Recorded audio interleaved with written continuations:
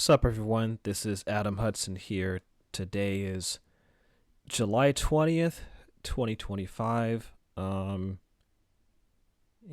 Just recording another solo episode, another riff, fireside chat style. Um I wanted to record this because there's a couple things. Well, a follow up, kind of following up on uh one of the topics, the themes I was talking about in my previous episode, and some also important updates. Uh just, all the shit that's going on in the world. And like I said, I'm trying to do more of these solo episodes because Peter and I live in different parts of the country, so trying to align our schedules where it's convenient for both of us to record at the same time. Take some planning in advance, but also we also have to put up more content because that's the nature of online media, getting your stuff out there in the age of social media and people's declining attention spans and all this shit. So it's important to, keep putting out quote unquote content. But the stuff we put out, we believe is valuable and substantive. So, but to put out stuff that's valuable, substantive, and thoughtful, you gotta have a pace where you gotta keep putting stuff out there and grab people's attention. And also, there's a news cycle and all kinds of crazy shit happens. Because it'll be like, you record an episode and the stuff you say is relevant only for like 2 fucking days. And then something else fucking crazy happens. It's like, oh shit, what I said in the previous episode is no longer fucking relevant. So, so we try our best to record shit that's evergreen, but it could be hard, because American empire is fucking declining and just all kinds of crazy fucking shit to live through. But hey, we're here to get you through it. Yeah, a lot of stuff to talk about. But I'm not gonna promise that I'll keep it short. But it'd be nice, like, if you're depressed about the world and working at your shitty job, hopefully listening to this will give you some solace. So anyway, let's start with Gaza. I mean, just, it's horrific. I mean, Israel is starving the Palestinians. Like, it's just like, just seeing these images of just these precious Palestinian children just, starving, emaciated. I mean, this is just like, a modern Holocaust. Like, and again, this is being committed by Israel with the financial and political support of the United States government by both parties, Democrats and Republicans. Like, that seems to be one thing that both political parties can agree on, is continuing the empire and supporting Israel. It's just, it's disgusting, it's horrific. Anyone who can turn a blind eye to this carnage and think it's okay or normal, I'm just like, I actually kind of feel sorry for you, because to me it's like you've lost part of your humanity if you can't look at this and just be like, holy shit, this is awful, and we have to do everything in our power to pressure our government to stop funding this.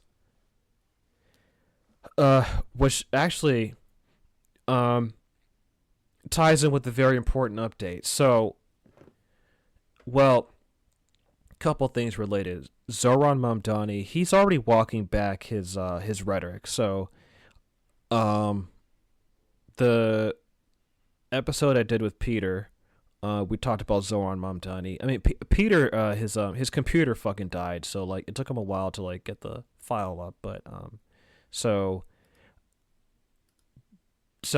consider what I'm saying here to be like kind of an update on what we talked about with Zoran Mamdani. I in that episode, I had kind words to say about Mamdani, and I expressed some hope for him because he had just won the primary, and so like, we didn't know. I mean, he's new, so it's like there's not enough about him to like get some information. I mean, he's been in the New York State Assembly, but in terms of like that's kind of like his first I guess thrust into national politics, even though like he's a Democratic candidate for the mayor of New York City. This is his first time in the national public eye, so it's first time kind of scrutinizing Mamdani on this level, right? So, and I like let's say if he wins, I hope that he makes good on his promises, and that the things he says and like the parts of his agenda and platform, like they look good, and like I want there to be success, right? But at the same time, he's still a politician. It's still important to like not get caught up in any sort of like cult of personality or cheerleading or for lack of a better phrase, dick riding, right? So Zoran Mamdani, he's already walking back. Well, he didn't say the phrase globalize the intifada, but initially he explained, what that phrase means, and he was more defensive of its usage. But now he's walking back his use of that term, and he said that he will discourage the use of the phrase globalize the intifada. Now, this is concerning. It's like, okay, if he's already walking back this, and like, is he going to walk back some of his other stances, right? There's still like stuff that remains to be seen, but this definitely cause for concern. So I definitely want to like learn, read up more on Mamdani a bit more and flesh out more of my thoughts. But I want there to be a success in terms of like I actually want in terms of success in terms of improving the material conditions of the people in New York City, and having that serve as an example for the rest of the country. Whether or not Zoran Mamdani will live up to that remains to be seen at the moment, and his walking back, supporting the phrase globalize the intifada is a sign of like, okay, if he's already walking this back, like I said, is he going to walk back some of his other progressive stances, right? And that's the job of the left to, hold his feet to the fire, because I do think, it's inevitable. Like, let's say if he does win and becomes mayor of New York City, he's going to deal with these other, power brokers and the political machine, and there's going to be a lot of pressure on him to moderate his left-wing stances. And so it's important for the people on the left to hold him accountable, to make good on what he promised to do. So anyway, I wanted to say that, and connected to that, there was so recently the Congress passed a bill, an appropriations bill, basically sending more money to the U.S. military, but there were a series of amendments proposed by Georgia Congresswoman, Republican Congresswoman Marjorie Taylor Greene, who is definitely like far right white nationalist, but she also has some conservative isolationist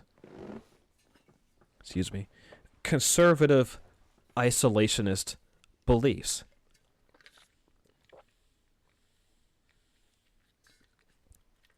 So I had to take a sip of water. Hold on. Yeah, she has some conservative isolationist beliefs, because Um, for those of you who are perhaps like unfamiliar with my previous work, like I was a freelance journalist throughout the 2010s, writing about Guantanamo, the war on terror, police brutality, gentrification, housing in the Bay Area, particularly during that wave of tech-driven gentrification in the Bay Area. I was writing a lot about that, and but I have a lot of experience covering the war on terror, and even before that, I was involved in a lot of anti-war activism. And during like the the kind of small anti-war protest during the war on terror, the people who were at those protests were left-wing anti-war, anti-imperialist types, and then there are often some libertarians who were their stance is basically more like they just oppose they're pretty much like anti-government, anti-state intervention, and from that comes an anti-interventionist, anti-military interventionist stance. And there's also, there weren't these. There's an element of, I wouldn't say like libertarianism, but it's like, let's say there's an overlap with libertarianism. There's a strand of American right-wing populism that has an isolationist element, which is basically like, America first. It's basically like an emphasis on America first, focus on America's domestic interests first, and stop sending out foreign aid. Okay? So I set that up because Marjorie Taylor Greene, she proposed a couple of amendments to basically cut foreign aid. And one of those amendments was to cut military aid to Israel, particularly to Israel's Iron Dome. So this is an amendment to the recently passed appropriations bill. So the amendment was to cut, like, I believe it's around $500 million to Israel's Iron Dome. That was the amendment. Rashida Tlaib and Ilhan Omar voted for the amendment, but it failed to pass. There were only 6 votes. Alexandria Ocasio-Cortez, she did not vote in favor of that amendment, and she rightfully got a lot of pushback from leftists online and elsewhere. And there was actually the Democratic Socialists of America, the DSA. They actually put out a statement yesterday. Because, this is 2 days ago. Yeah, so the vote was 221 to 209. That was like the split of the vote. So the Congress approved this Defense Department Appropriations Act, and so it would send $831.5 billion to the Pentagon. And Marjorie Taylor Greene's amendment would have blocked $500 million in funding to Israel's Iron Dome system.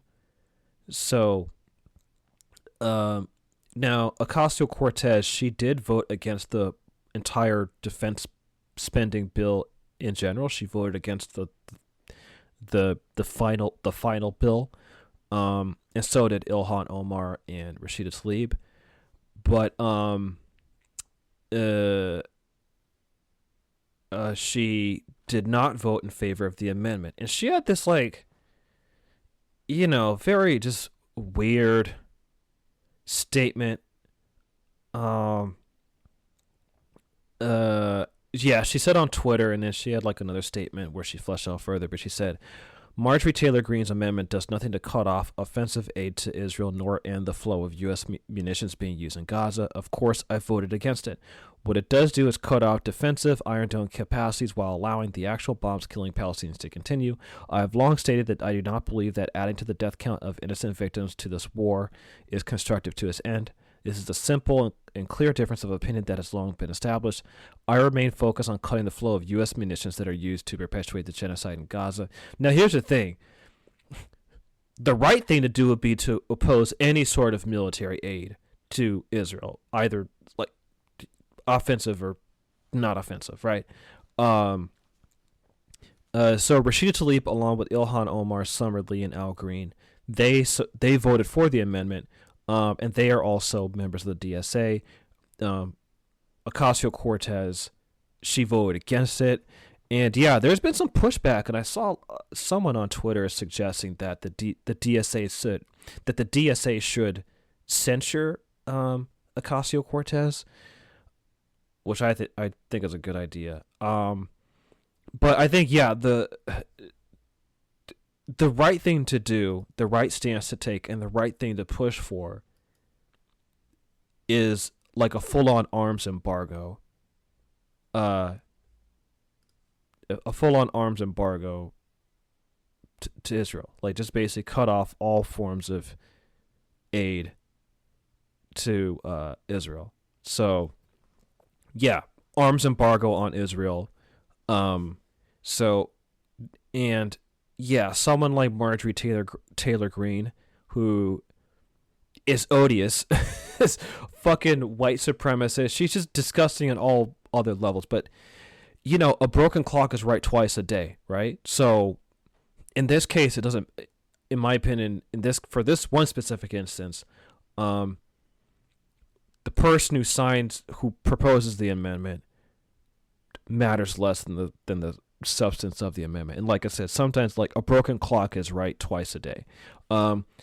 Fight Marjorie Taylor Greene on a shit ton of other issues, because again, there are a ton of other amendments that she proposed, and one of them was to cut like U.S. support for I believe it was like overseas HIV relief. So like I said, her stance is coming from like a very right wing isolationist perspective. And like I said, sometimes when it comes to reigning in the U.S. empire, you might find some elements of the right wing who are in agreement with the left. And so like I said, sometimes a broken clock is right twice a day.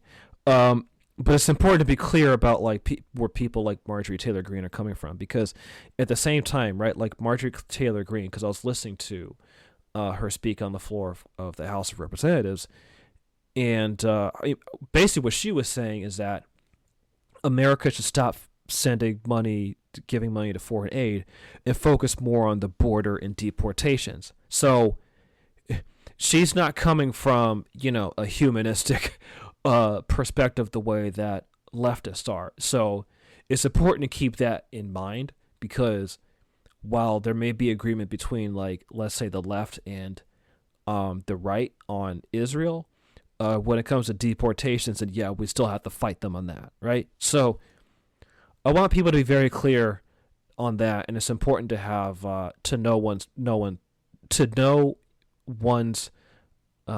your own principles and be consistent, right?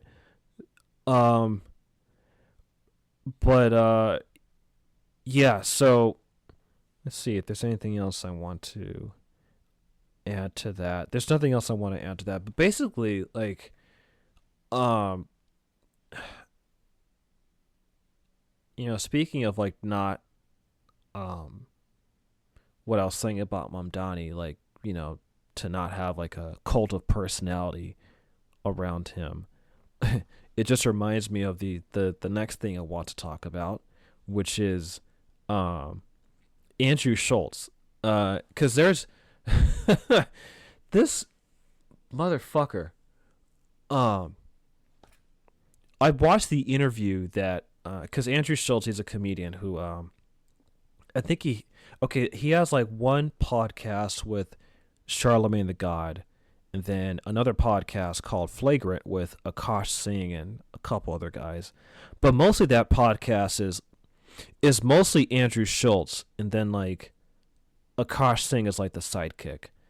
And I think it got big because Andrew Schulz has been on Joe Rogan's podcast a couple times. So like there's this kind of like crop of comedians like Theo Vaughn and Tim Dillon who have these podcasts, and people call them like the bro podcast because I think why they're called the bro podcast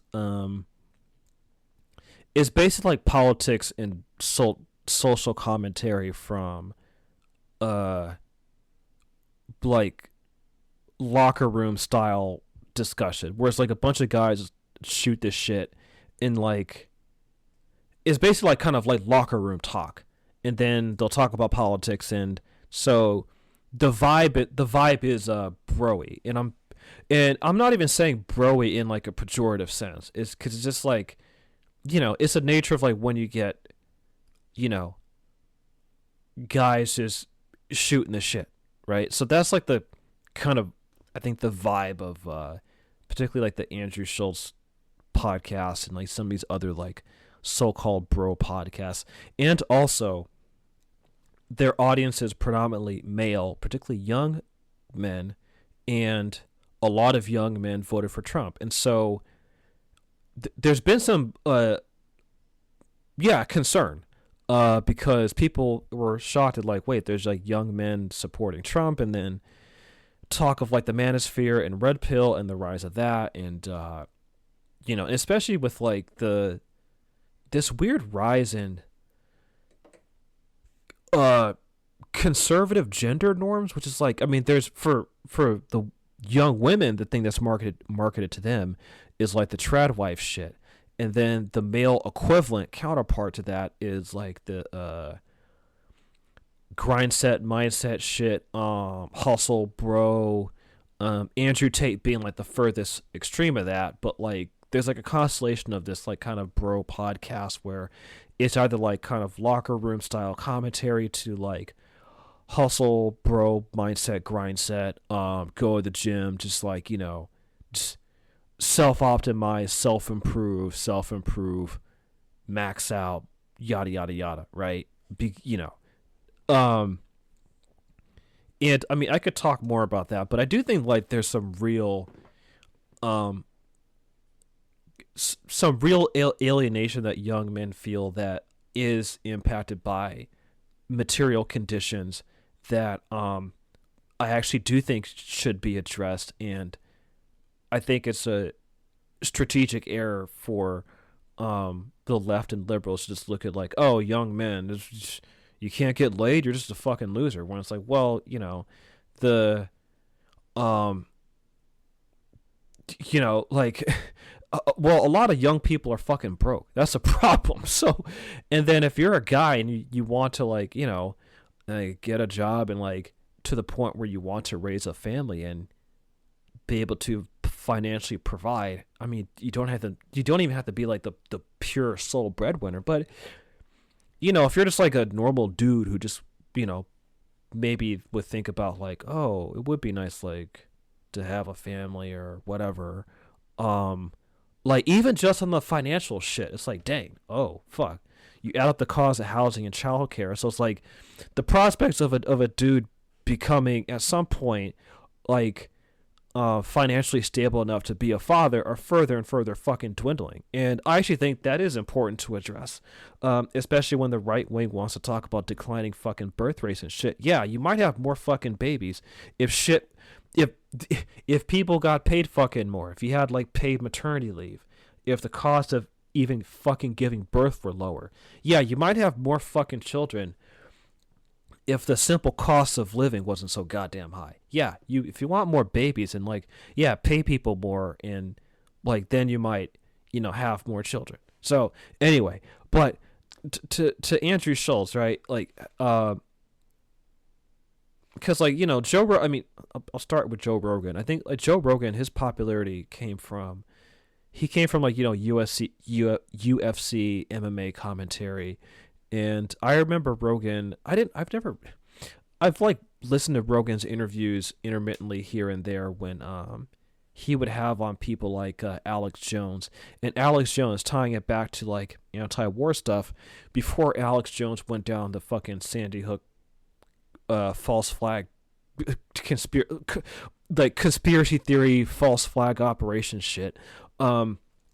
he was like this kind of like libertarian guy who I think from what I remember, Alex Jones first got his start when he uh I believe it was like, let me look it up. I believe it was Waco.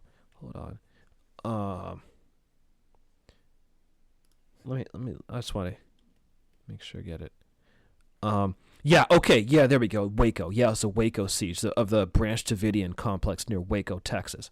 And Alex Jones himself is from Texas. Yeah, there was like a the Branch Davidians who are like, they're like a, kind of like crazy religious sect. I don't know. I don't know too much about them. I don't like, but they're kind of like a very fringe religious sect. Um, they had a complex near Waco, Texas, and there was a siege in February to April 1993. Yeah, the Branch Davidians. Yeah, they're a religious cult. There we go. Yeah, religious cult led by David Koresh. And So there was a siege by the U.S. federal government and Texas state law enforcement of it was a compound by the Branch Davidians, and the aftermath was controversial because I think it was like a raid because I think they suspected stockpiling of illegal weapons. Yeah, I'm looking at the Wikipedia summary of it. And so they wanted to make like an arrest warrant, and so there are further details, but basically like it was a bloodbath. So like it was there were 82 members of the Branch Davidians were killed. So that had a huge impact on Alex Jones, and so it was the Waco siege, and then also like the Oklahoma City bombing in 1995. This is for like, like, I don't again, I'm not always sure of like the age demographics of people who are listening, but I always have to remind myself like to be mindful of one's memory of certain events. So like, for people who are Zoomers, like some of you guys probably weren't alive when the Waco siege happened, or even like Oklahoma City bombing. Like, as a kid in the 90s, I do remember like those things were talked about. And in the 90s, yeah, there was like right-wing talk radio that would talk about like, there would be right-wing conspiracy theories about like those events, Waco siege, the Oklahoma City bombing in 1995. And so I mentioned those events because those events had like a impact on Alex Jones, and so he his InfoWars network that he started in 1999 trafficked a lot of like, right-wing conspiracy theories. But the thing is that some of the stuff that he would say, he was critical of a lot of war on terror policies. He was critical of the Iraq War and torture, and like basically the U.S. government's use of torture, mass surveillance, the drone strikes. Like, he was very critical. So there would be times that like there'd be overlap in terms of the arguments that anti-war critics on the left during that era were saying, and some of the stuff that Alex Jones was saying. So, there are times I would hear Joe Rogan interview Alex Jones. That's how I personally got introduced to Joe Rogan, when like he would talk about some of that type of stuff, because he was like, yeah, man, let's talk about conspiracy theories, man. Like, let's talk about all this shit. And there'd be this air of like, we're going against the establishment, man. But there was never like an actual cohesive politics to it. It was just like, yeah, like Joe Rogan, this MMA guy who just was like, yeah, I don't know about the moon landing, dude. Like, I don't know. I think 9/11 must have been I think that was an inside job, man. Like, why don't we talk about it? Just I think like, maybe the pyramids, maybe they were made by fucking aliens. I don't know, dude. We should just fucking talk about this shit, man. And so, yeah, Rogan found an audience through that. And, but over time, like, you know, he's kind of gone all over the fucking place. But, and there were some times where he would say stuff that was arguably kind of liberal and progressive, but he wasn't full on, like, you know, liberal progressive. But, you know, he's always been like a little bit too open-minded, where like he's gullible to certain shit. So like in recent years, Joe Rogan, I think it's kind of obvious that he's become buddy with people like Elon Musk and some of these other, like, you know, right-wing guys. And so that's shaped Rogan's politics, the stuff that Rogan would say on his podcast. Now, you definitely notice a shift in the shit that Rogan would say, like after the COVID lockdown and the right-wing conspiracy theories against the COVID vaccine and all that shit. And like, why is the government locking us down, man? What the fuck? And they want to give us a shot, like, just trying to control you, man. You know, so, and yeah, so like Joe Rogan's like blown up, but like my point is that, you know, to talk about like his how he got his start and how I learned about him, and like, and some of the stuff is important to know, especially with like this era of right-wing fascism, because there's a through line to this stuff, right? This stuff didn't pop out of nowhere. So anyway, like, Joe Rogan is like fucking big, and so now like there's these other comedians who they want to have like their own podcast too and get big and shit. And so there's kind of like this constellation of comedian guys who have their podcasts and they want to talk about shit that's going on. Like they want to mix, like, you know, their edgy, like what I've noticed, like with people like Tim Dillon, Theo Vaughn, and definitely Andrew Schulz, is that it seems like, well, particularly with Andrew Schulz, particularly with him, a lot of his comedy is like, he doesn't like the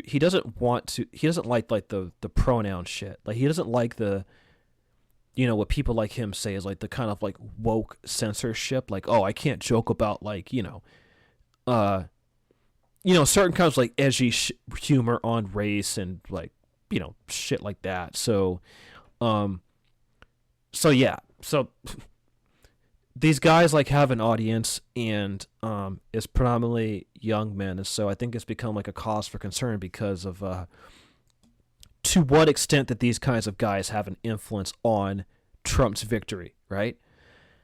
So to prepare for this, because I actually want to talk about it, because now Andrew Schulz and those guys, they look like dumbasses now, because now that Trump is not releasing the Epstein files, Trump has been walking back like his promises, and so some of these bro podcast guys are like, hey Trump, what the fuck, you promised you would, like, you know, you promised you would go against the deep state, man, you promised you would like do all this other shit, and like, what the fuck, man? And you know, they're having this like weird sort of like come to Jesus moment, and rightfully so. People are like, dude, you fucking voted for this. Because Andrew Schulz was like, I didn't vote for this. I didn't vote for Trump, you know, to not release the Epstein files and all this other stuff. And like, I didn't want him to continue the foreign wars and all this blah, blah, blah, blah, blah. And it's like, well, yeah, you fucking did. Like, and so I watched the fucking interview that Donald Trump did with Andrew Schulz, Akash Singh, and the other guys. I think like on Flagrant, it's mostly like Andrew Schulz and Akash Singh, and then like they'll change like whoever the other bros are going to be sitting on the couch. I have no idea, or maybe it's the same guys. I don't know, but the Schultz and Singh are the main center of attention. That's what's clear. So like that interview that they did with Trump right before the election, I'll be honest, calling it an interview is being too lenient and polite. It really wasn't an interview. In like the, well, I mean it was, but it was like informal. But it was like it was mostly Trump's hanging out with the guys. That's what the fuck it was. it was so fucking stupid. Like they did ask him some questions, but the majority of the interview was making Donald Trump look like he's just one of the bros. He's just hanging out and like he care. And if you look at the comments, right? If you look at the comments of the interview, I think this is very telling for the impact that the interview had on Andrew Schulz's audience. Was that like, wow, Trump is a man of peace. Wow, Trump really wants to do some good. So clearly the people who are listening, if you're going to take like the comment section as indicative of, the impact it had on the target audience, a lot of the comments were pretty positive. So like the interview was just a fucking tongue bath for Trump. That's really what it was. And there were some questions that like Andrew Schulz asked, like particularly about IVF, in vitro fertilization, because him and his wife had a kid and they used IVF, and so he was concerned about that. And they did touch on immigration, but like they didn't really push Trump hard on immigration. Like they would push back a little bit, but not too much. And so I really wouldn't even call it like a puff piece. Like it was more of a tongue bath, because it was just like, Trump is just hanging out with the bros, man. That's really what the fucking interview was. And so now, several months later, we're like 6 months into Trump's second presidency. And by the way, like, because like Sagar and Jetty, right? I'll get back, but like Sagar and Jetty did an interview with Andrew Schulz to kind of like explain himself, and they're kind of like, we want to get to know Trump, and it's like, we already had Trump for a previous term, so there's already been a preview of what his presidency was like. But anyway, now that like we're 6 months into his second term, which again, you already had a preview of Trump like 10 years ago, well, almost 10 years ago, like back in 2017, more like 8 years ago, like so. Now these guys are like, we didn't vote for this, man. We didn't vote for it. Like, Trump lied to us, blah, blah, blah, blah. And one thing Sagar and Jetty from Breaking Points, who I have a lot of issue with Sagar and Jetty, but he at least, like, asked some good questions and was like, hey, basically what Sagar and Jetty was getting at to them was that like, hey, look, people are accusing you that you guys probably got played. And even Sagar and Jetty admitted that he was like, look, like, I think that the Trump administration probably went on your guys' podcast because they knew they wouldn't get any tough questions. And Sagar and Jetty said that himself, that, he would often get told by, people within the Trump administration that basically there are people in the Trump camp who didn't even want Sagar and Jetty to interview him because they felt that Sagar and Jetty would actually ask some tough questions, which I actually think he would. Like Sagar and Jetty, I think even of like the right wing, even though Sagar himself is a conservative, he actually would like ask like a conservative Republican politician probably some tough questions on some serious issues. But that's because I think Sagar and Jetty, like he has some conservative principles that he holds on to, and so for someone like Sagar, he wants the Republican politicians to actually live up to those conservative values. So hence, like Sagar and Jetty's serious questioning is because he actually gives a shit about his conservative values, and that his critique would be like, to what extent was someone like Trump or another Republican politician live up to the conservative values that they profess, right? But even then, right, like the Trump camp wouldn't even want someone like Sagar, who is definitely not a leftist. They wouldn't even want him to interview Trump. So rather than be interviewed with someone who's more politically sympathetic with Trump and the MAGA movement, the Trump campaign decided to go to people like Andrew Schulz, Theo Vaughn, and have these interviews, which really weren't interviews. It was just to make Trump seem like a more likable person. And you know what? It fucking worked. It did work. So, when Sauger pushed Andrew Schulz and the guys on that, like, hey, like, the Trump campaign probably went to you guys because they expected like a softer round of questioning. And it was interesting to see the fucking mental gymnastics, because they did not want to own up to it, which is true. They got fucking played. Cause I did watch it. I did watch that interview. It was like, again, I think calling it an interview or a puff piece is being almost too kind. Like, it was more of a tongue bath. It was just, Trump is just a bro and he's hanging out with the fellas. What they said, the Flagrant guys, they said that, that, because they're like, well, isn't every interview like, every politician wants to be made to seem like a human being? And their kind of rationale was like, we want Trump to feel comfortable so he feels comfortable opening up, and so that we could ask him some, like, tough questions. But here's the thing. They didn't ask him tough questions because most of the interview was like a tongue bath. So there are points, like, there was like, let's say, like, in the first half of the interview, they could have just been like, let's just chill, hang out, like, just get comfortable. And then, like, you could have like a round of questioning afterward, and then it like get more, like some pushback. The pushback that they gave Trump was soft, but there are some things, like, one thing that caught my attention was when Trump was like, actually, the greatest threat to the world is nuclear war. It's not climate change. We're like, sea levels are going to rise by a quarter of an inch within the next 500 years. He said something like that, which was like, the figure he gave was like such a bald-faced fucking lie. But even on that, the Flagrant guys didn't push back on what Trump said about basically downplaying the clearly existential threat of climate change. That's something that could have been like, hey, whoa. Like, actually, all the scientists said, like, hey, it's really serious. Like, you could have gone down a list to prove like how serious climate change. They didn't even do that. So, like, yeah, they just, Schultz just showed his ass. He looked like a fucking doofus, and he.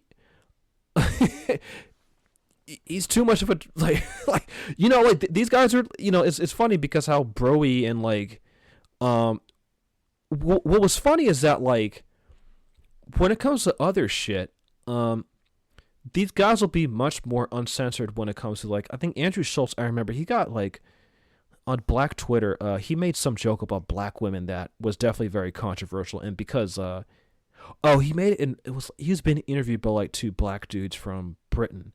And that looked really bad because the guys were laughing along with him, and then they apologized for it but it's like, okay, so Andrew Schulz, he could make like an offensive joke about black women, about like, oh, black women will smack the fuck out of you or some shit like that, or something like that. But like, he could make a joke about like black women, or there's another interview they had with this divorce lawyer guy, James Sexton, and the headline was like, it was something along the lines of which ethnic group is the worst when it comes to marriage. So like, oh, okay, so like that's his style of humor, that like, he'll make like racial jokes, and like, that to him is edgy, and like, which is basically like, I think, these guys' ways of kind of like owning the libs and be like, oh, you can't censor us, we don't like political correctness. Like, oh, okay, so like they'll fight against political correctness,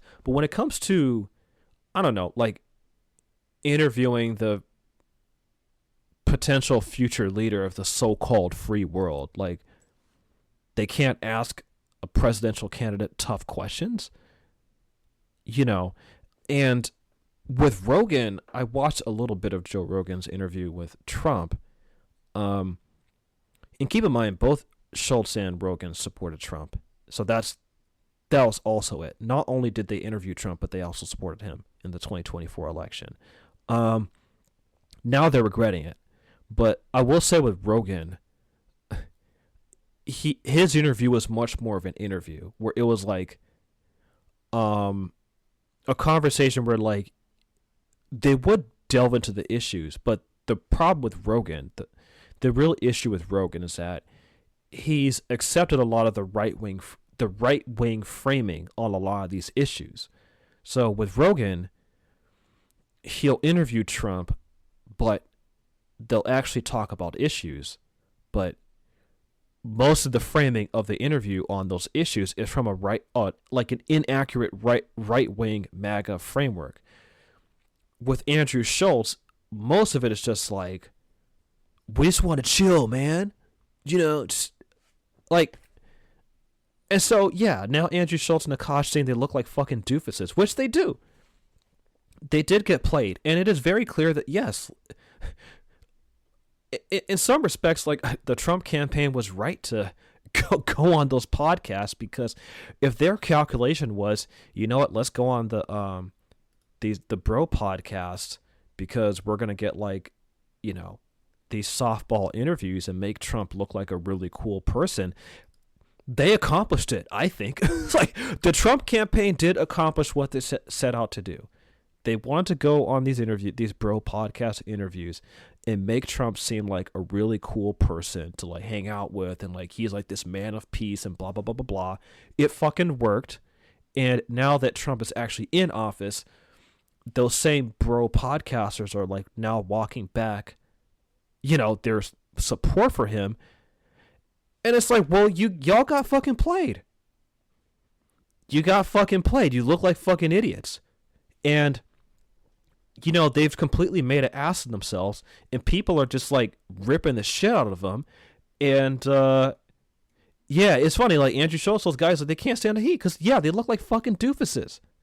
And my final point, and I'll go to the last thing I want to talk about, and once I'm done with that, I'll wrap this up.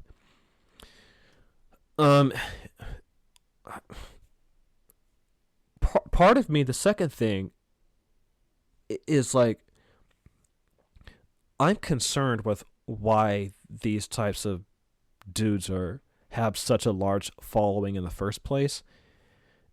And putting aside like their audience, you know, mostly appealing to like, you know, young men and stuff like that, I do think that their popularity has to do with I hate to say it, I think like America as a country is just getting dumber, and someone like Schultz, let me put it this way, right?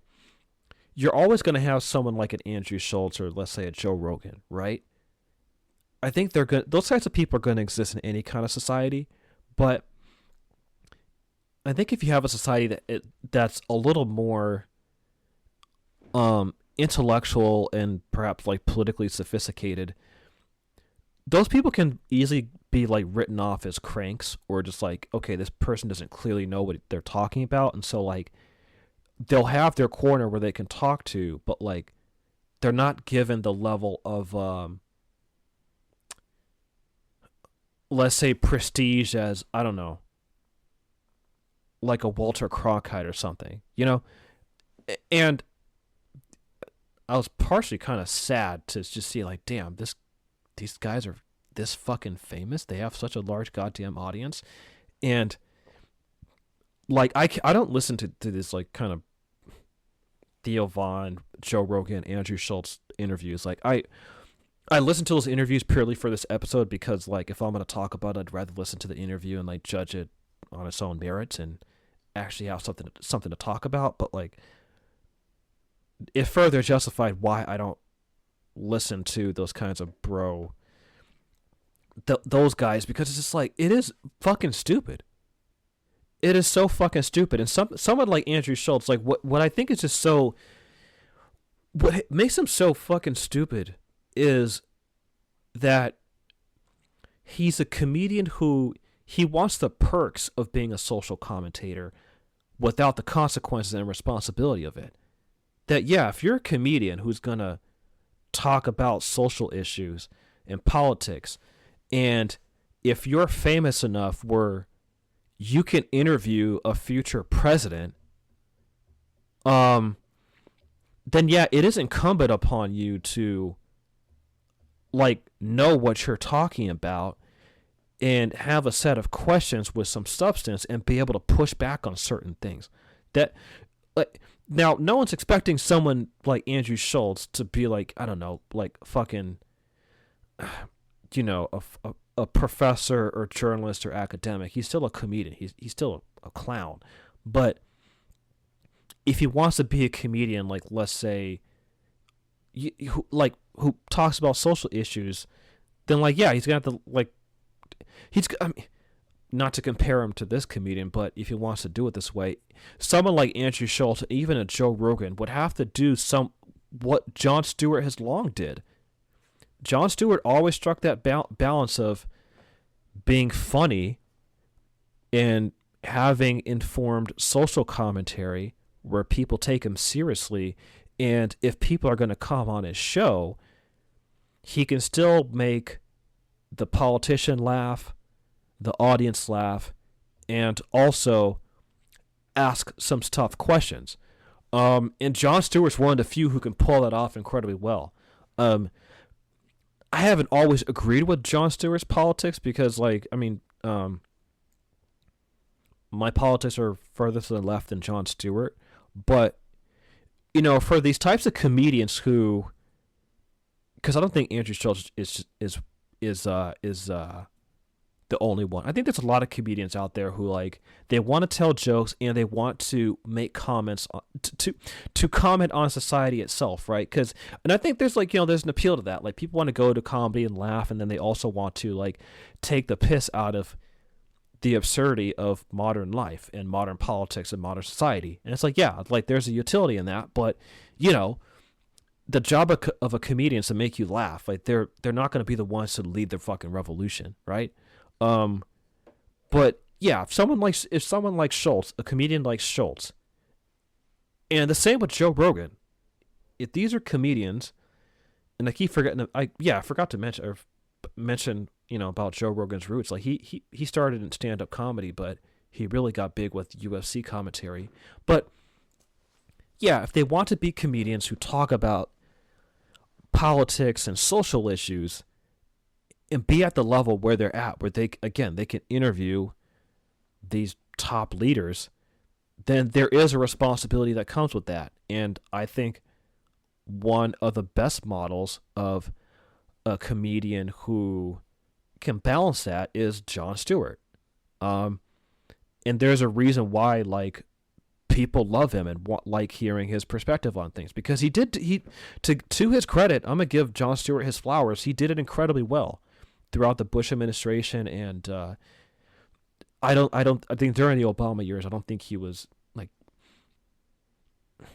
he wasn't as hard on Obama as I don't know.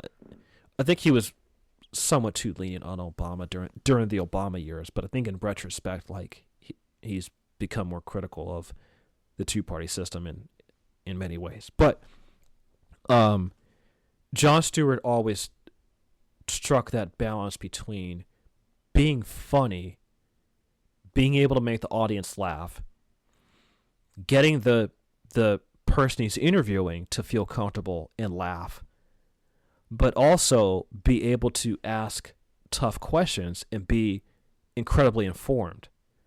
And I think that's why Jon Stewart got so popular during the Bush years, because like he almost did journalism better than some mainstream corporate networks. But Andrew Schulz is not a Jon Stewart. Joe Rogan, absolutely not. He's not a fucking. Those guys are not Jon Stewarts. They're just fucking idiots. Anyway, the last thing I want to talk about, and tying it to my previous episode, is when I was talking about gatekeeping Black American, African American culture. One thing I forgot to mention that I would rather address here in a separate episode rather than like record another addendum to that episode and make it fucking longer, because it was already long as is.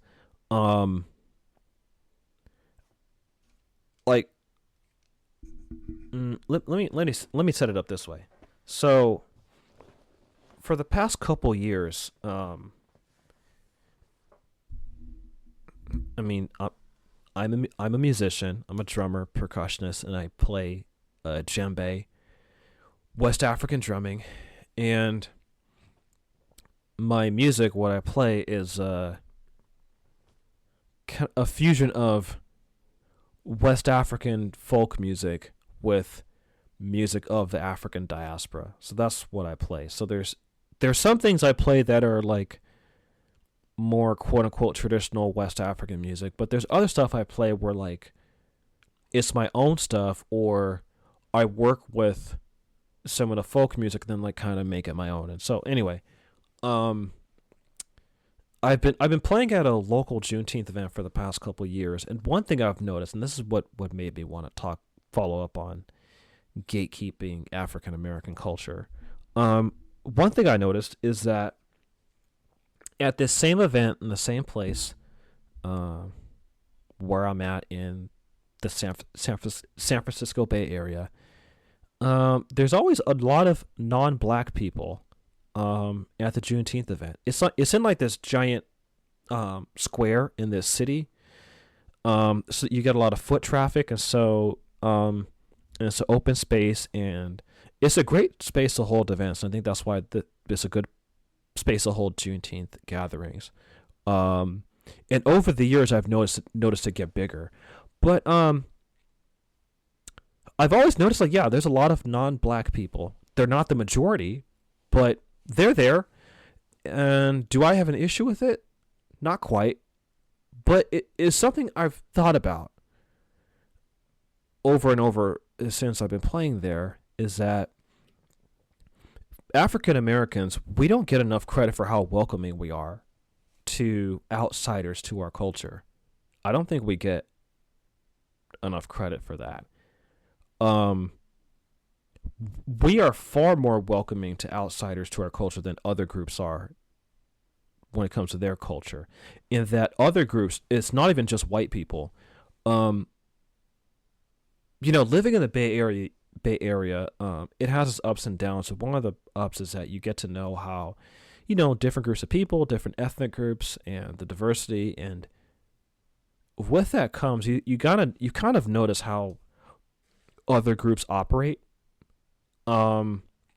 particularly on a collective level, not just on an individual level. Other ethnic groups I've noticed, they do gatekeep their culture. Now, it's not always like no outsiders allowed. It's not always like that explicit. But the way they move and the way they operate when it comes to certain celebrations, certain customs, certain parts of their culture, and especially when it comes to how they run their businesses, they definitely gatekeep. For example, let's say you go to like an Asian restaurant somewhere. It's run by someone Asian usually, and the people who work there are Asian. And that business could be located in like a predominantly black area, but they're not hiring the black people there. They hired their own first. Let's say like Mexicans when it comes to Dia de los Muertos. Let me put it this way. In my observation, I haven't seen Mexicans collectively give like an invite to black Americans to participate, let's say, in some of their cultural celebrations. Meanwhile, on the other hand, black Americans are far more welcoming to Latinos into our culture, especially when it comes to hip hop. It's something I've noticed when it comes to Juneteenth, jazz, hip hop. We're far more welcoming to outsiders participate in our culture. Way more than they are to us. And now here's the thing. I don't think all groups are obligated to let's say, extend the olive branch and welcome outsiders into their certain cultural customs and stuff like that.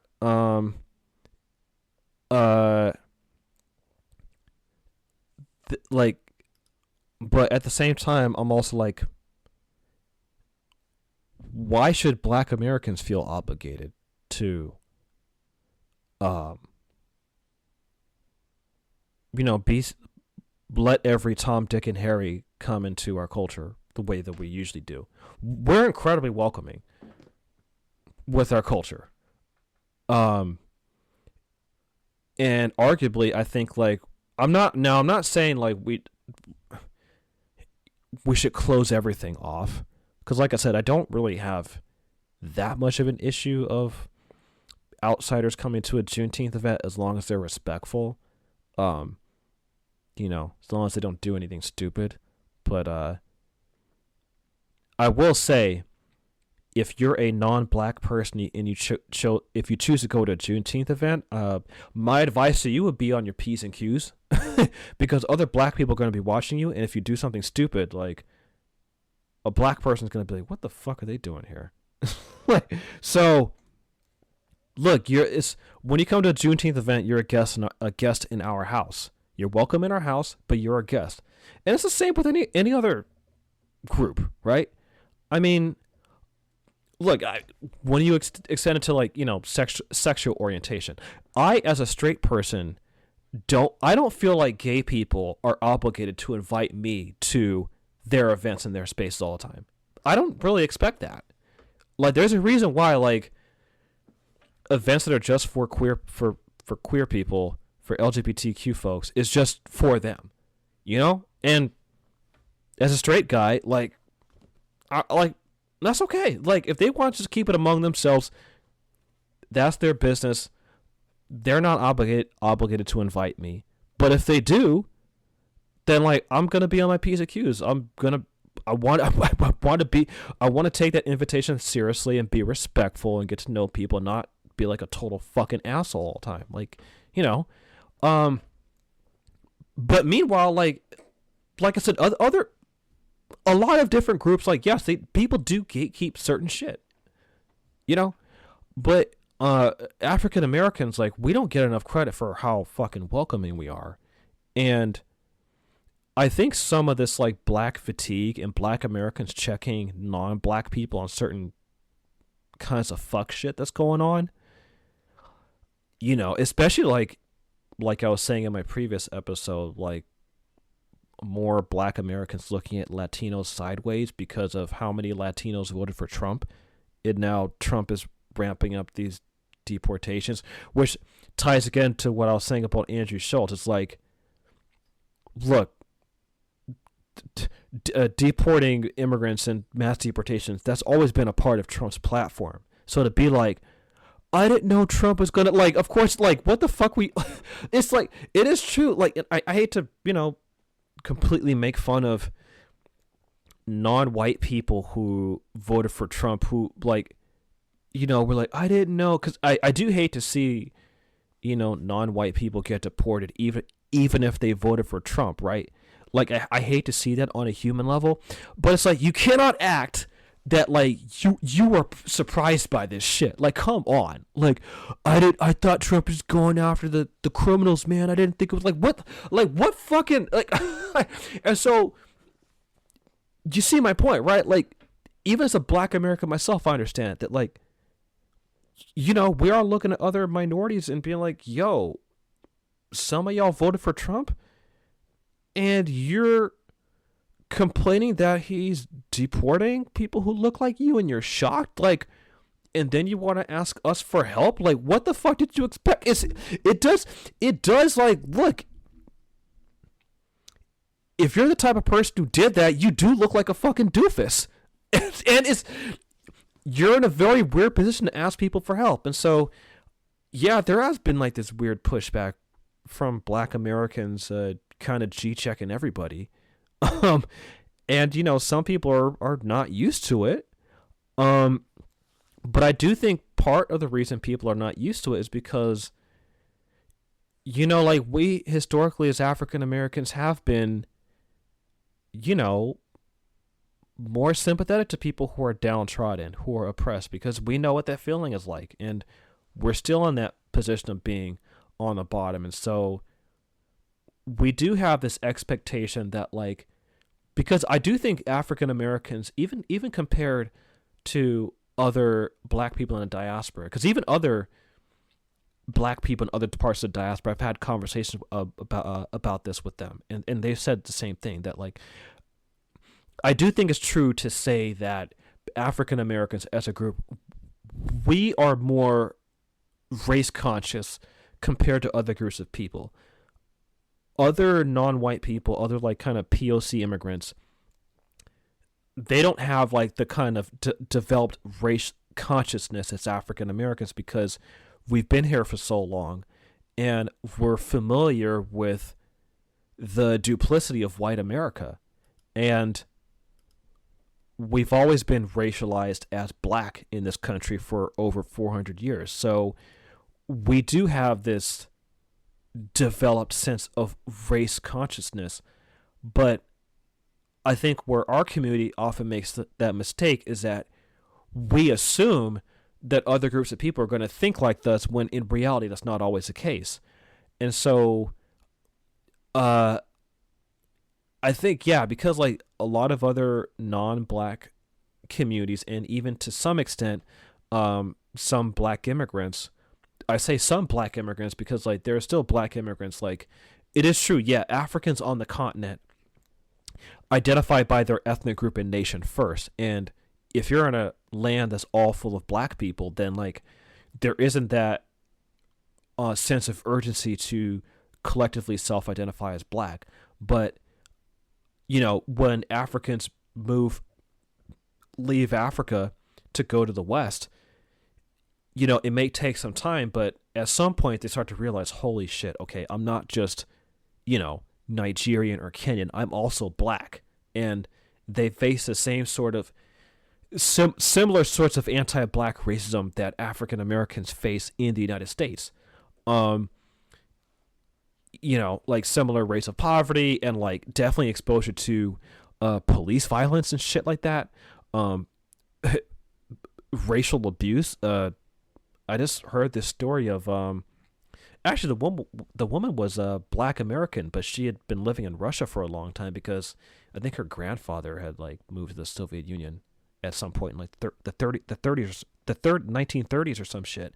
And she was violently attacked by some racist in Russia. So, and she's African American, and even like when Russia invaded Ukraine, there was not a lot of love among Ukrainians toward African immigrants in Ukraine, right? So, my point in bringing it up is that like some black immigrants, like that's why I think that's part of the reason why like there's oftentimes these so-called diaspora wars, is because African Americans have a sense of race consciousness that like if you're born and raised on the continent, like you're not going to have it because you're just around a lot of other black people. So you have other issues to deal with. And oftentimes like oftentimes some of the people you have to worry about look like you, right? So there isn't that need to be like, we have to fight the white man, because you don't see the white man face to face day to day in a lot of African countries. The only country that really has like a kind of similar sense of black consciousness is South Africa, because of the legacy of apartheid and the presence of white settlers in South Africa, and like the economic disparity between white South Africans and indigenous black South Africans. Like even some black South Africans on social media, they've talked about that. Like, yeah, like they have a similar racial consciousness as African Americans because of the similar systems of oppression. But at the same token, like black immigrants are still black. So at some point, even if some of them struggle with it, they realize, okay, yeah, I'm still black. I'm still, even if they want to be like, I'm not African American, I'm not one of them. Yeah, but you're still fucking black. Now with like, let's say like Asia, like non-black POC immigrants, they don't face anti-black discrimination. They still face racial discrimination, but like the I don't know what it is. Like I mean, to some extent, I kind of get it, but like not fully. But I just think like for a lot of non-black POC immigrant groups, like there isn't that sense of race consciousness like there is with African Americans. So like it does lead to some serious political differences on things. So I don't want to get too off track from my original point about African Americans being welcoming. But my point, like what I'm trying to say is, Black Americans, we do kind of expect that other groups of people are going to think like us and want to join the fight against white supremacy with us. But then, and it's even an assumption that like a lot of, I think, liberal pundits believe that with the growing diversity of America, you would see like this new liberal democratic coalition that is, all POC, black and brown, stuff like that. But the recent Trump election has like made a lot of people question those assumptions, and people were shocked at the growing numbers of people of color who did vote for Trump. There wasn't as much of an uptick in black support for Trump because black people still majority voted for Kamala Harris. But if you look at groups like Latinos, like there's a huge uptick in Latino support for Trump. And there was like groups like Latinos for Trump, Enrique Tarrio in the Proud Boys. And Enrique Tarrio, he's not just Cuban. I looked into his background. He's actually mixed race. He's half black, half white Cuban. So they're mixed race. Half people who are half black, half white in Latin America. Just like you have people who are half white, half indigenous in Latin America. And so I'm sure like that creates some sort of like, because they're mixed and have European blood, there's like this desire to be like, we're European, like this embrace of whiteness as part of one's heritage. I think that does shape like one's political consciousness, but African Americans, we assume that other groups of people think like us, and I think that leads us to being more welcoming. But like sometimes you have to learn hard lessons. Like it is true. It's something I've also learned. Like even growing up in the Bay Area, like there are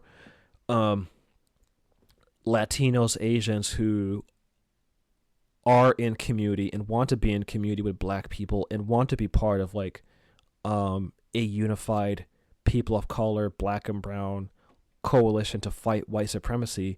But even those people will say like even within their own communities they have issues they have to deal with, right?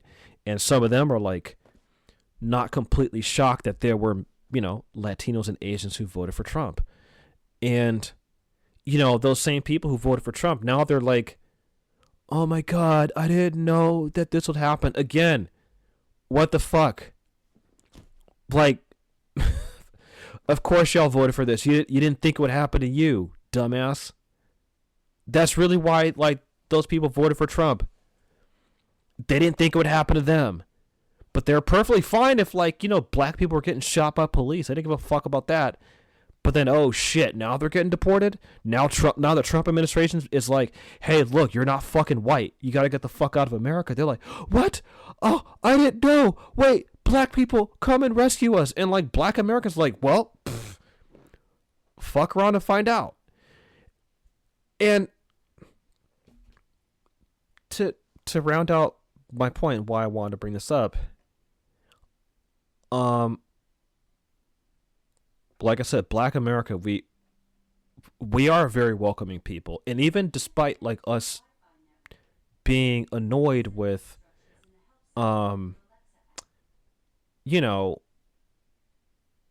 non-black people of color voting for Trump, there are still black Americans who are like, yeah, we still need to fight together, because that's still part of, I think, our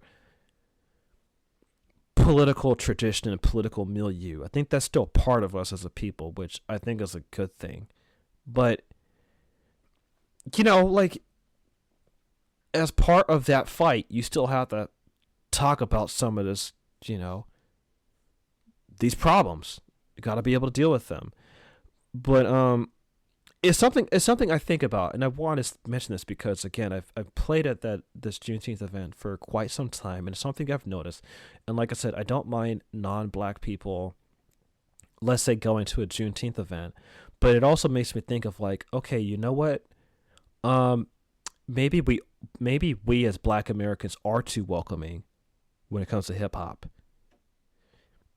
Maybe we are more welcoming when it comes to jazz. And then blues music, I mean, perhaps the oldest form of African American music, particularly like post Civil War African American music, since the advent of recording music. Like, if you want to go to, like, let's say, a blues show, you're gonna find a lot of white people playing blues, and a lot of white boomers in the audience. A couple of years ago, I went to, where is it? Oh, it's this jazz club in San Francisco. I went there to check out a show and eat some of the food, and so that place, they do often have black performers, but it's they often have, like, non-black performers, but the audience is usually, like, if there are black people, it's usually older black folks. But there are a lot of white people often. And the person who owns it is a white Australian guy. So the owner of this jazz club is not even black. And to his credit, he did pay homage to jazz being an African American art form. And, like, basically thinking, like, yeah, like, basically thanking black America for creating this art form, which I think that's good, but even though, like, I think what he, that gesture is good and the right thing to do, it still makes you think of, how come a black person is not owning that jazz club? Why aren't there more black owned jazz clubs? I believe Yoshi's in Oakland. That's a jazz club that's been in Oakland for a long time. Let me double check. Oh, it's Yoshi's in Oakland.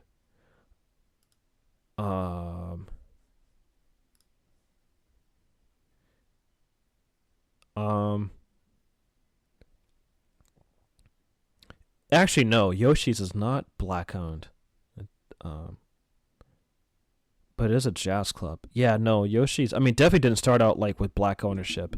I mean, as one can probably imply by the name of the club, Japanese. So Yoshi's is cool because it's a jazz venue, but they serve Japanese food.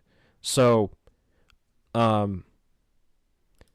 but yeah, it's a nightclub that's been open, for, like, over 50 years. It opened in 1972 in Jack London Square in Oakland, California. I remember when I was a kid going to see, like, a jazz show with my family, my mom, my uncle, and my cousin. And Yoshi's, has hosted a lot of performers, including, I'm looking at, if you look up Yoshi's on Wikipedia, they've had people like Max Roach, Taj Mahal, Diggable Planets, Tito Puente, Pat Metheny,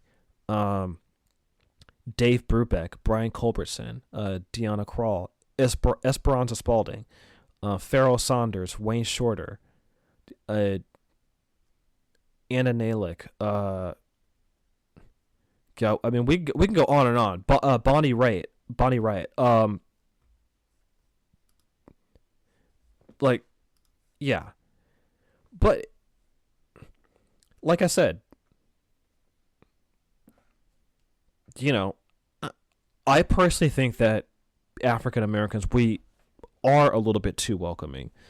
I'm not saying we should be completely closed off, but like, you know, I do think that like we've perhaps extended the invitation a little bit too far. Um, and we might have to like start. We do have to start checking shit. I think, and I do think we need to start gatekeeping more because it's to the point where way too many non-black people feel comfortable using the N-word, especially through hip hop and R&B, and like that shit needs to stop. That needs to stop immediately. But part of the reason why, again, a lot of non-black Latinos and Asians feel comfortable using the N-word is because of the popularity of hip hop, and black people I think black people have become way too fucking welcoming when it comes to hip hop. Like that hip hop has not been gate kept at all.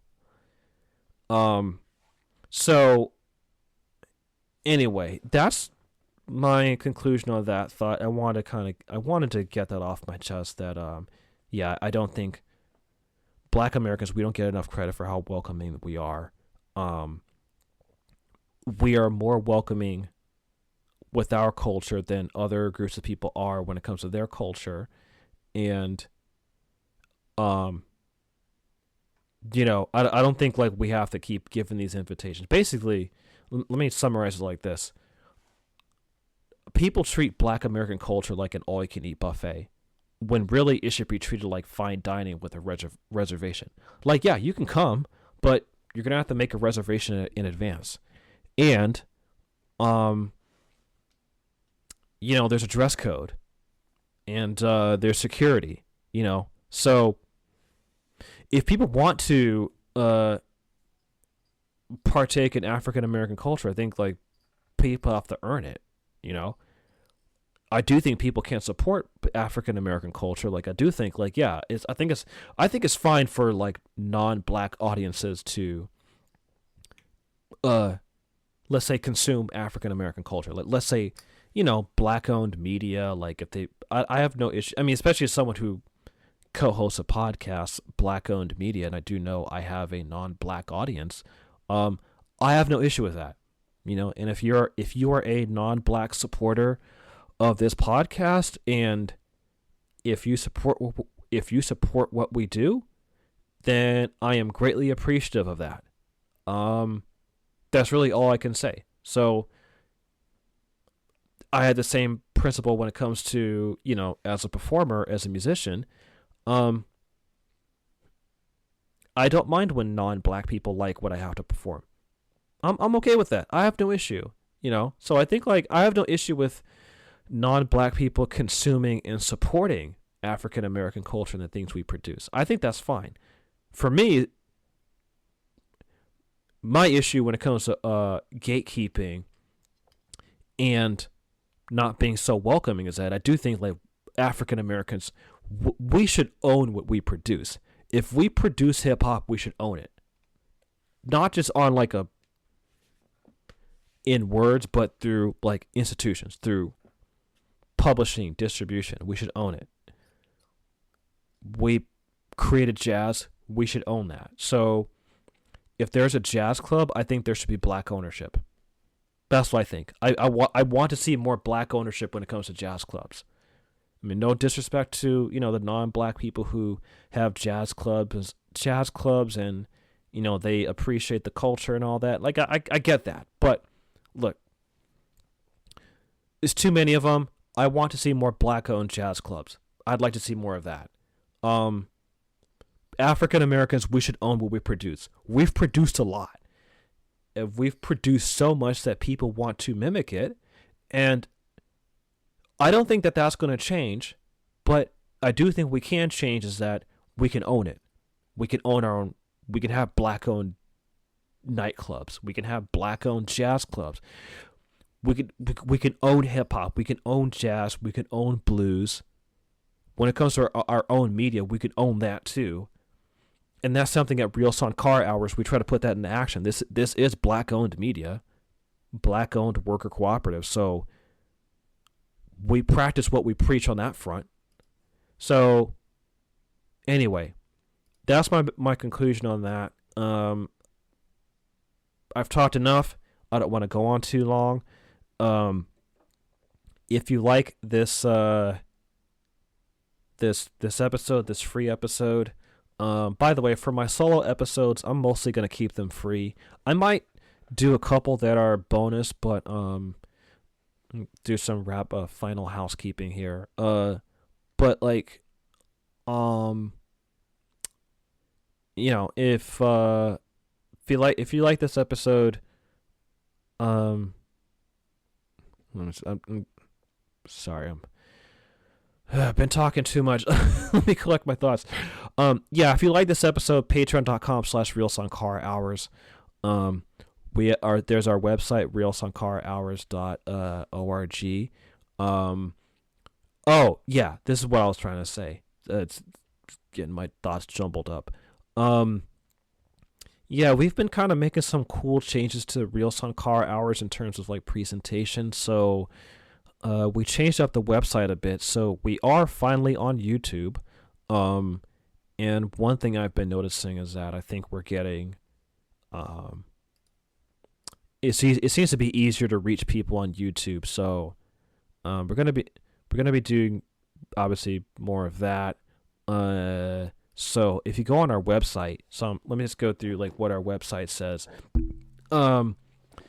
There's a subscribe button that takes you to our Patreon, then list and follow, which is our link tree, then our Podbean, which is that's our RSS feed hosting is through Podbean, and our Twitter, Instagram, which we don't post as much on Twitter and Instagram these days, but definitely YouTube. It'll definitely be easiest to follow us there, but to support independent black media, which ties into, you know, the theme I've been talking about, which is the importance of gatekeeping black culture, but more importantly, for black people to own our own shit, our own media, our music. Again, black America has produced a lot. We've produced a lot that people respect and want to emulate. You know, I don't think that's going to change. In some ways, I think it's cool that people like it so much. But hey, if people are going to consume it and like it, I think we should fucking own it. That's what I think. I think black America should own this shit that we produce. We should own rock and roll. We should own jazz. We should own blues. We should own hip hop. Go down the fucking list of all the amazing shit that we've produced. We should own all that fucking shit. Own it. Benefit collectively financially. We should collectively economically benefit from the things that we produced. And so the fruits of our labor, the economic fruits of our labor, go back to our communities. So it can uplift black America, because our community is in need. So, in the spirit of that, if you want to support independent black media, if you go on our website, at the bottom, there's a donate button where you can just make a one-time donation. But the best way is to become a patron for $5 a month, and you get access to bonus content. You can also donate less, like $3, where you're just a supporter of the podcast. You just help keep it afloat, but you won't get access to bonus episodes. And so there's access to, there's bonus episodes. There are a couple solo episodes I've done on bonus. But most of these solo episodes I want to make free, but I just want to give you guys a heads up. There might be a couple where I put behind a paywall, other stuff behind a paywall. But anyway, I wanted to kind of give you guys an update of some of the more interesting changes we've made to Real Sankara Hours in terms of our outreach. I also made, this is another thing that's cool. Real Sankara Hours has business cards. Ooh, fancy. Yeah, we have fucking business cards. they look cool. There's like a QR code, and that QR code takes you to our website. And I also have like a flyer, because every time I perform, right, like, I've been meaning to figure out, like, okay, how do I have people follow me, my music, but also like get them to check out the podcast, because there's an overlapping theme in the spirit of Pan-Africanism that animates my music, and the politics of Pan-Africanism that obviously animate this this podcast. So, been trying to think of ways of spreading the message, getting outreach, because I've noticed there are more people who like my live music performances, but I've been trying to figure out a way to use that as an opportunity to get people to listen to the podcast. So I've been trying to we're trying to make some things easier to change up, and like, so it's easier for people to follow us. But we got a QR code. We have business cards with the QR code, and also another like couple flyers that have our QR code that I'll bring to like live performances where people can check me out. So anyway, yeah, so just want to talk about that. Just a couple changes to the podcast, and I've been meaning to get the podcast on YouTube, and finally got it, and I'm excited about it because it'll be much easier to get our stuff out there, and also easier for you guys to follow and listen to us, and keep up to date with our YouTube channel. But again, to keep this podcast afloat, you have to become a patron. Either $3 a month or $5 a month. $5 a month gets you access to bonus episodes. $3 a month, you're just a patron, but you don't get access to bonus episodes. It's basically, that tier is just if you want to just be someone who supports the podcast, and you support what we're doing, and you want to keep it afloat. And I feel like I don't say it enough, but for those of you who are patrons, I just want to say thank you very much. We appreciate your support. There are some of you who stuck with us for a long time, and I just want to say personally, I really appreciate it.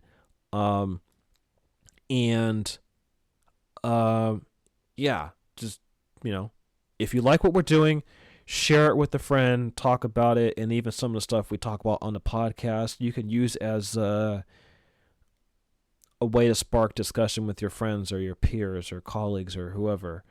Or you can listen to this podcast in your earbuds while you are at your soul-sucking job, working for someone who doesn't give a fuck about you. Anyway, I'll end on that. Keep the faith, stay dangerous. Love you guys. Take